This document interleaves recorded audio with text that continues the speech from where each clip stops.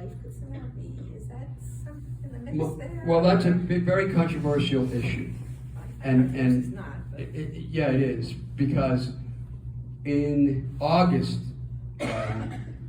maybe it was early September, I forget which, but around that time, she got a lawyer, 2 lawyers actually, for herself and her children. And the lawyers held a press conference. They didn't even go to it. And the lawyers asked for money because she was so poverty-stricken from the assault on her house by the police. And they said, well, please give us money. They said that on a day when they had already raised in their GoFundMe over $44,500. It was already in the kitty when they had that obnoxious press conference. And I had information from new people who had come forward to me because they didn't trust the police, so they called me. And they were credible people. And I had information that told me that she should not be out there raising any money, that she should be a suspect in this case. So I held a counter press conference just a mile away from where they were. The press came over, some of them, and I made that statement. And I said, I have backup for that.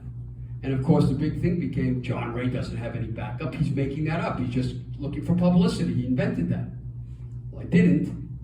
And eventually, you heard Rodney Harrison, the commissioner, stand next to me at my press conference at my office and say, that's credible evidence. And if you don't want to talk to the police, call John Ray. He said that. So I stood by it, and I still stand by it.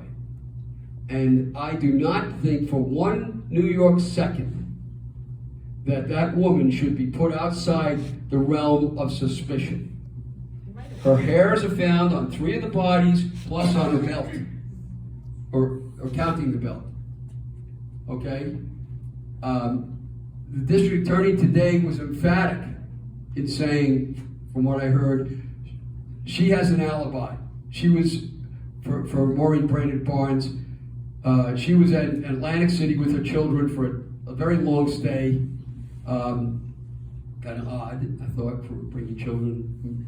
But, and they had the tickets to prove it. And then the husband came 8 days later or something like that. And they went to another hotel and stayed in Atlantic City. So she has a rock solid alibi. Excuse me, but the hairs are the hairs are the hairs, number one. And number two, just watch the way this woman behaved. It's completely antithetical to innocence, the way she's behaved since then. All right, that's inference. That's not necessarily evidence. So I'll allow that for that. However, the hairs are evidence. The testimony of the people I have is evidence. And you can use your reason to say, wait a minute, this is a 1,343 square foot house. That's a superannuated bungalow. And for 27 years, she had no idea what was going on in the basement or elsewhere. You know, the states where they traveled. And well, you know, she's just a beaten down, sad woman who's a victim just like the other victims who are dead of this terrible man. Do you hear victimhood in traveling to Atlantic City and staying there for 15 days with your family? Does that sound like abused woman to you? Traveled out of the country a lot. She's traveled many other places, conventions, con conventions where she dresses up in weird creature outfits and so forth.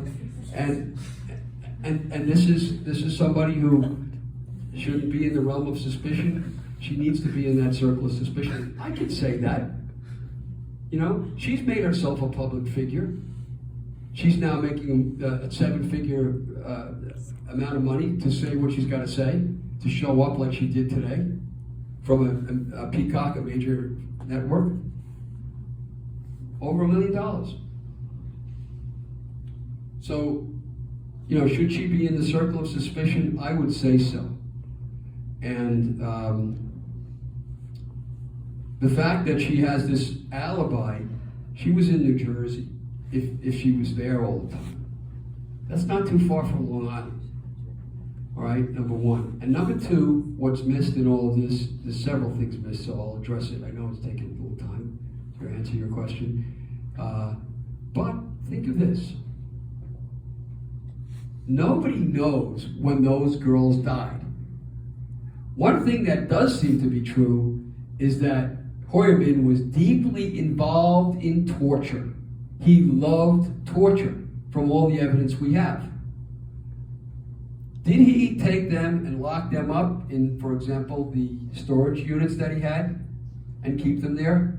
Those storage units were very large enough to contain another storage unit within the unit. Could he have kept them there? Could he have kept them elsewhere? Is that part of torture? Remember when Shannon Gilbert, by the way, just off the topic, when Shannon Gilbert, she came from Jersey City, when Peter Hackett made the second call that he lied about, said he never made, he made it from a New Jersey location where the phone pinged off a tower in Hasbrook, New Jersey, on that Thursday. Was Shannon Gilbert still alive as of that Thursday? He was in New Jersey. He denied that he was there, and I confronted him with the phone evidence, and he couldn't explain it. Were these girls tortured and kept for a while? In which event the alibi isn't such an alibi? And another question I asked that doesn't seem to be addressed is, when were they buried? The four girls. Were they all buried at once? Were they buried at different times? Were they buried where their bodies were kept for, say, 6 months and then dumped there? All of that time, did she help in assisting to get rid of the bodies? There's no evidence of that, one way or the other. None. So it's not true to say that the alibi is solid rock gold. That's it. End of story. She just didn't know. It's complete nonsense to me. And with the evidence we have of Huerman chasing other victims, you mean to say all this chasing around from state to state, place to place, never got noticed? And then I raise the last point on that, and then I'll move on to the next question. And that is this. Did you hear the district attorney or her lawyers say that when she said he's telling the truth, her husband is not guilty, did you hear her address something that would put you in jail, even if you didn't do any killings, would put you in jail for 20 years? And that is the dark web porn and the child porn. Really vicious child porn. None of them have denied that.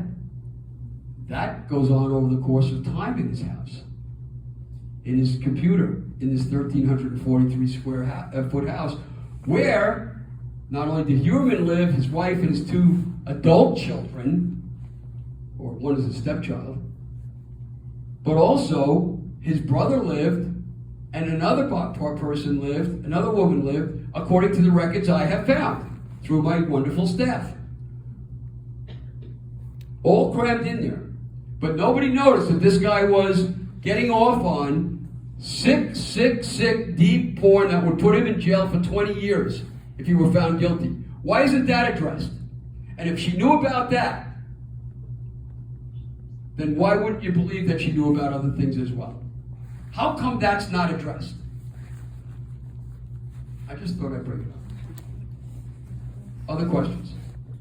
Yeah. What do you think happened to Shannon Gilbert, and why do you think the Suffolk Police Department didn't want the FBI's help and handled it the way they did? Shannon Gilbert was murdered. The evidence is overwhelming that she was murdered. Her hyoid bone